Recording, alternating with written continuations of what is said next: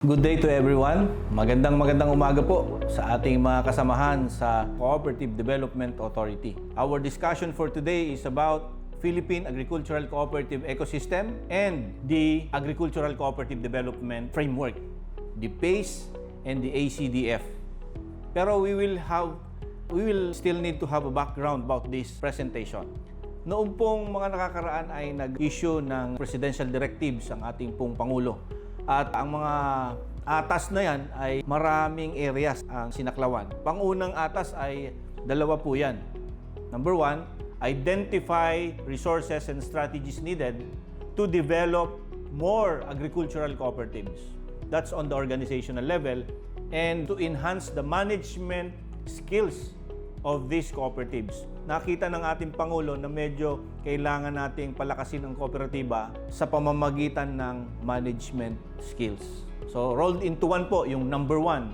Number two, strengthen the Cooperative Development Authority in accelerating the consolidation of agricultural cooperatives and providing additional funding for this purpose. The key word is consolidating agricultural cooperatives. Ang sabi ng Pangulo, palakasin ninyo ang Cooperative Development Authority para nang sa ganon, magkaroon tayo ng consolidation effort para sa mga agricultural cooperative members and farmers. And number three, ito para sa DA. Kasi meron silang tinatawag na F2C2, Farmers and Fisher Folks Clustering and Consolidation. Ang sabi ng ating Pangulo po doon, accelerate farm and fisheries clustering.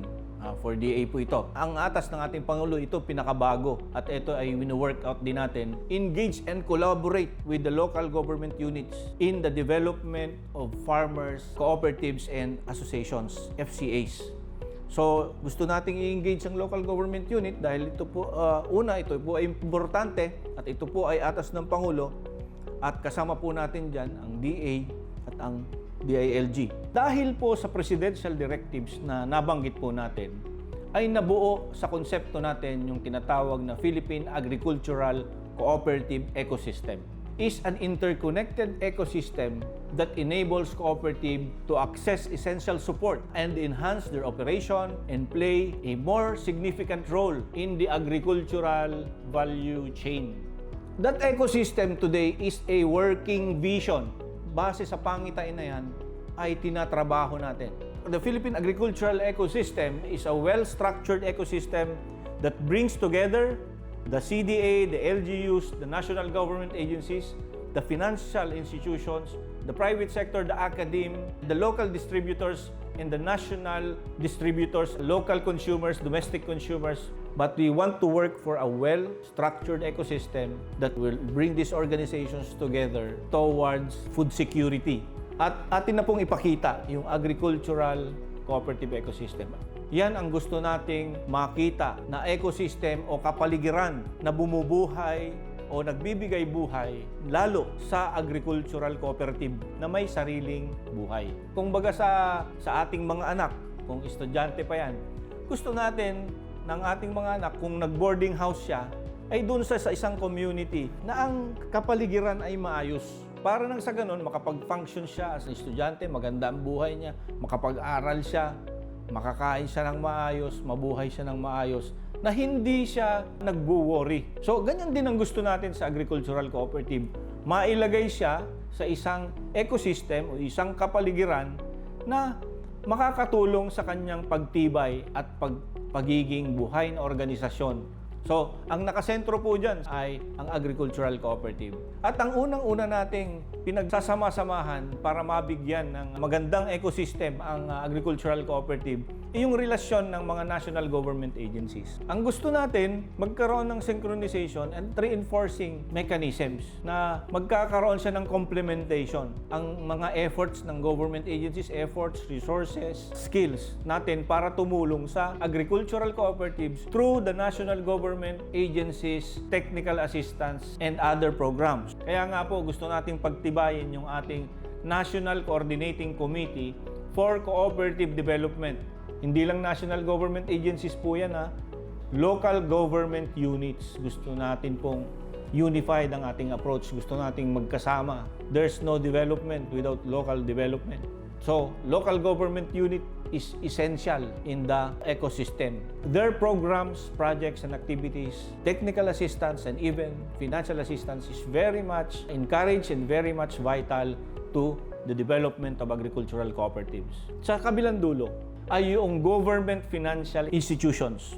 Number 1 dyan sa naiisip natin, Land Bank of the Philippines. Number 2, DBP, Development Bank of the Philippines. Pero isama na natin ang SBC, Small Business Corporation attached to the DTI. Meron din tayong kasamang mga pribado na mga institusyong pangpinansya. Makikita natin ang Cooperative Development Authority. Fina-facilitate natin through MOAs and agreement and partnerships ang National Government Agency Convergence for agricultural cooperative. Pero tayo may stand-alone services for the agricultural cooperatives. Number 1, ang ginagawa po natin, of course, we have our technical assistance. Meron din tayong kaunting financial assistance.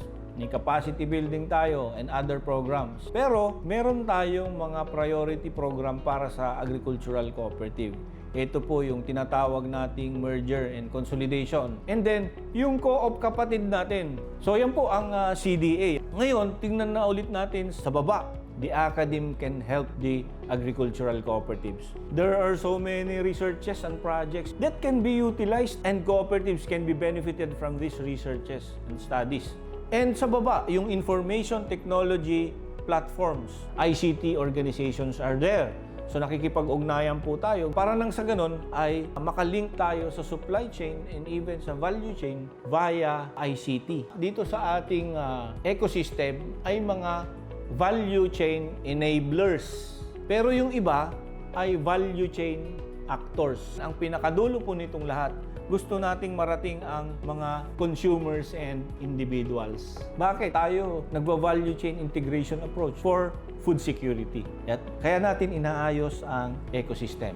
So that is our discussion on the PACE, the Philippine Agricultural Cooperative Ecosystem. Pero may kambal yan. Hindi yan pwedeng maayos na ganyan kung walang framework tayong susundan. Ano itong framework na ito? Ang Agricultural Cooperative Development Framework. PACE ang unang ipinanganak pero may kasama siyang ipinanganak, yung kakambal niya, na magpapatupad sa kanya. No, magiging pangarap lang yan pag walang Agricultural Cooperative Development Framework that will actualize, that will implement, operationalize what is in the concept of the Philippine Agricultural Cooperative Ecosystem. And now we will discuss about Agricultural Cooperative Framework. Ang nasa gitna doon sa PACE ay Agricultural Cooperative kasi gusto natin siyang maging actor and beneficiary sa ating mga ginagawa. Pero ang nakagitna dito sa Agricultural Cooperative Development Framework ay ang Cooperative Development Authority because in this framework, the CDA is the facilitator of development, is the facilitator of the enabling mechanisms that are indicated in the agricultural cooperative ecosystems and other activities such as value chain integration, policy and regulatory support, monitoring and evaluation, and impact assessment, and stakeholder engagement and collaboration. Ang pinakapuso ng pag-uusapan natin dito, yung value chain integration. Yung Cooperative Development Authority, dapat nagmamatsyag at pinafacilitate niya ang mga bagay-bagay papunta sa good participation ni agricultural cooperative dito sa value chain. At mayroong enabling activities for the empowerment of agricultural cooperatives in its play dito sa ecosystem. The capacity building and training, the access to technology, the access to market, and access to finance are the enabling mechanisms for a good participation of cooperatives in the value chain integration. And, of course, meron pang mga enabling mechanisms such as policy and regulatory support. Kailangan yan. Hindi natin mapapag-usapan ito, mga kapatid, lahat-lahat ng issue kung walang stakeholder engagement and collaboration. We cannot do big things without collaborating with each other. And of course, hindi natin makikita kung nahihit natin ang mga marka natin kung walang monitoring, evaluation, and impact assessment. May PACE, may ACDF, hindi pwedeng ma-implement ang PACE kung walang ACDF. Hindi ko ito dinidiscuss for academic or training purposes. Dinidiscuss ko ito for us to implement. Strategic goal, to foster a resilient and sustainable ecosystem for agricultural cooperatives, significantly enhancing their growth and empowering them to play a vital role in ensuring food security. The outcome is to realize enhancement in cooperation, resource accessibility, and innovative practices among agricultural cooperatives, leading to an increase in long-term sustainability and a notable contribution to food security. Now, what are the related cooperative statistics? At yan po ang numero ng agricultural cooperatives. We have already 8,102 agricultural cooperatives. Pinakamataas ay ang Region 3. Ang pinakamababa ay NCR. Ano kayo nasa NCR? Baka this is urban agricultural groups or cooperatives doing urban or marketing cooperatives with agricultural transactions. So yan po yung ating pong agricultural statistics in a nutshell. And by type of cooperative, ang pinakamataas ay agriculture cooperative, ang pinakapaborito.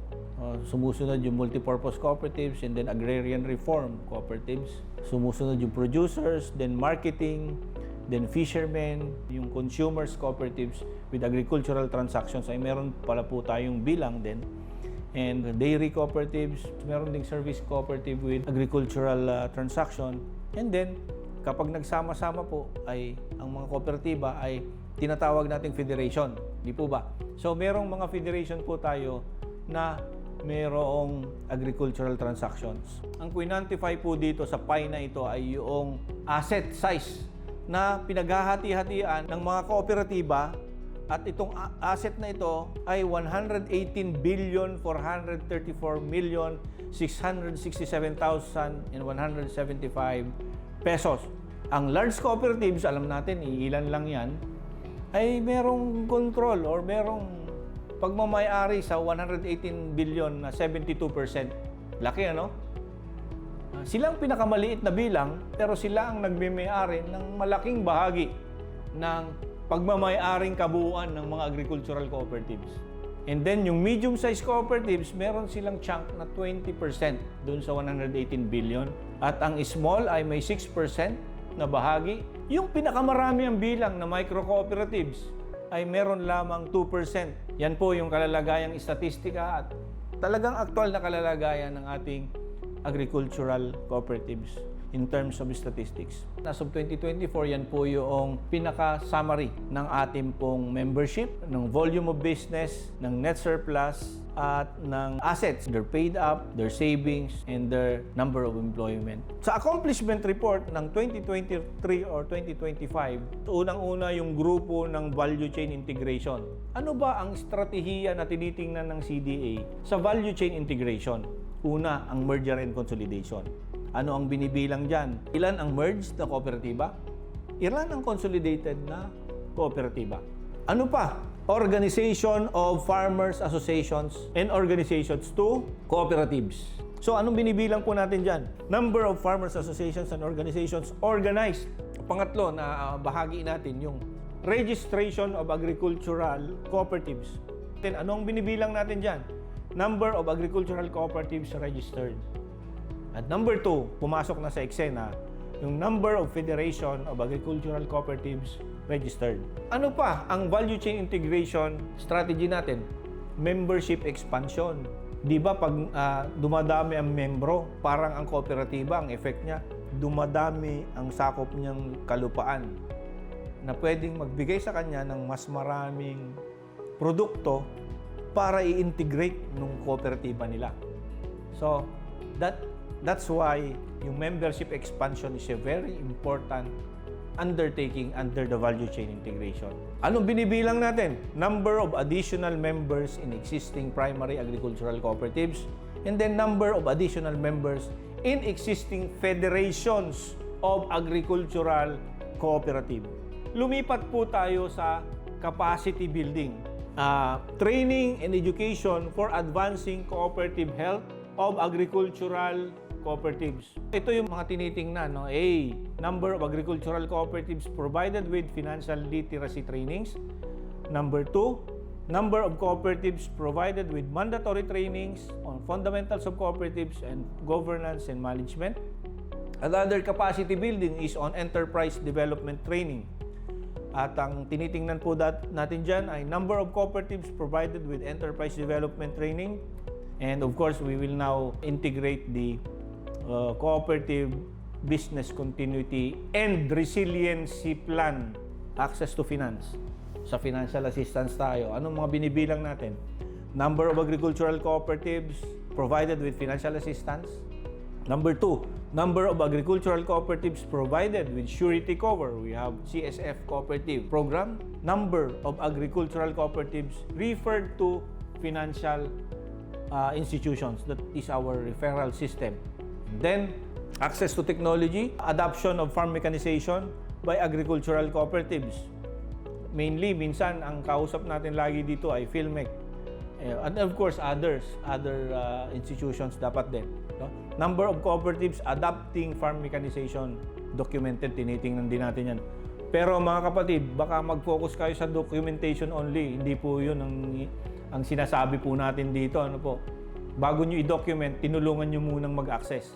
And then, internet connectivity access for agricultural cooperatives. Number of agricultural cooperatives benefited under the internet connectivity program. Ang ating iniisip ay makipag-coordinate tayo with the ICT. Para nang sa ganun, isabay na natin doon sa kanilang rolling out program ng Wi-Fi para sa lahat. Enrollment of agriculture cooperatives as merchants in CoopBiz. Kailangan po dumami ang agricultural cooperatives sa CoopBiz natin. And then, facilitate agricultural cooperatives participation in trade exhibits. This is an access to market. Agricultural cooperatives supplying institutional markets. This is very important. Number of cooperatives supply institutional markets, undertaking marketing activities with restaurants, with hotels. Another access to market indicator is agricultural cooperatives with processing facilities. Yan ang gustong-gusto natin makita. Number of agricultural cooperatives with processing facilities. At ang nangunguna dyan yung coconut farmers natin. But we want other agricultural cooperatives also to have processing facilities such as seaweed farmers natin, yung mga fisher folks natin. Baka kailangan mag-processing yan into canned goods, yung mga sardinas. And agricultural cooperatives with post-harvest facilities. And policy and regulatory support, number of policies issued in support of agricultural cooperatives. Meron tayong pinag-uusapan ngayon patungkol sa fisher folks, with the agricultural cooperatives in general, through legislation na yung iba. So, yan po ang ating pong PACE and ACDF discussion. Maraming salamat at magandang araw sa inyong lahat.